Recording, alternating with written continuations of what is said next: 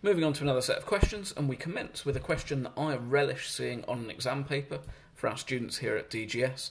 It looks really complex, it looks quite overawing, but in truth, as long as you slog through the algebra that you need to do and take a sensible approach, you can get to what is quite a complex answer.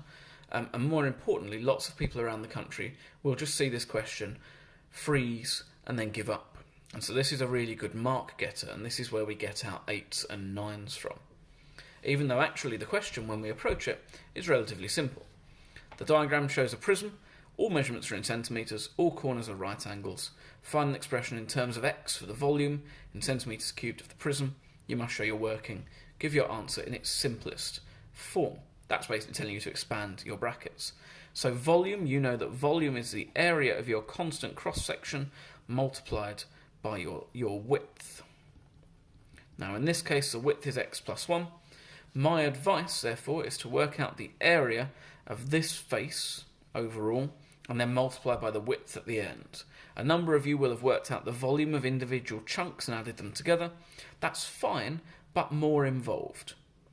There are two approaches to take to work out the area of this constant cross-section. You could split it into 3, either along these lines here or along these lines here, and then add all of those together. Either of those are fine. You have symmetry arguments for the two rectangles on the outside in both cases. I'm going to take a slightly simpler approach just because it's harder to make mistakes. I'm going to work out the area of the overall rectangle and subtract the area of the small rectangle.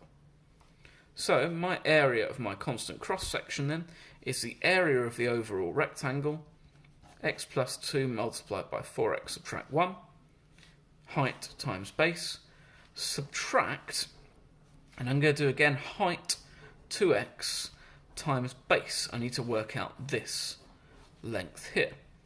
Well, helpfully I know the whole length is 4x subtract 1.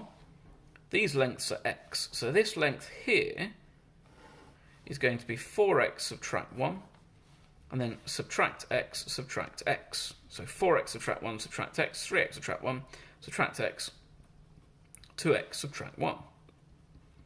So the area of my constant cross-section is the whole rectangle, subtract the small rectangle that's being cut out.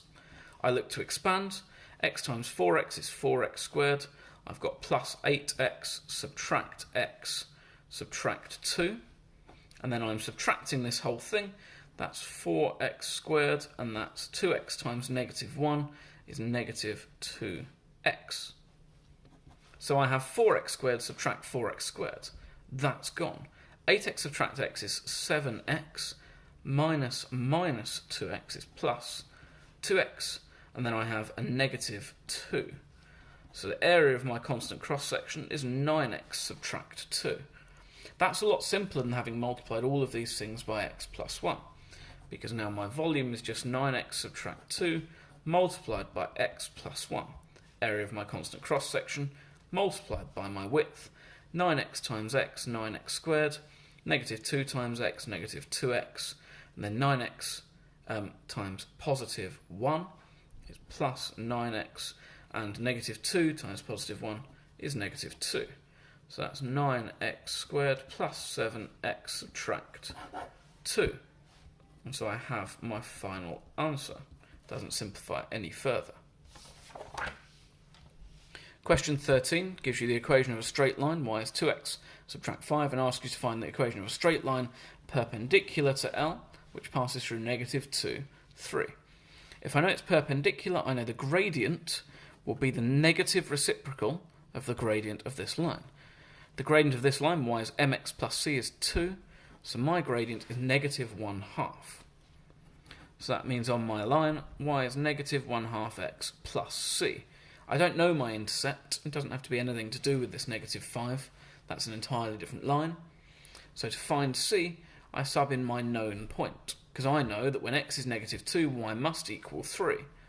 So I have 3 as negative 1/2 times negative 2 plus c. That's 3. A negative number multiplied by a negative number is a positive number. 2 divided by 2 is 1 plus c. Subtract 1 from both sides.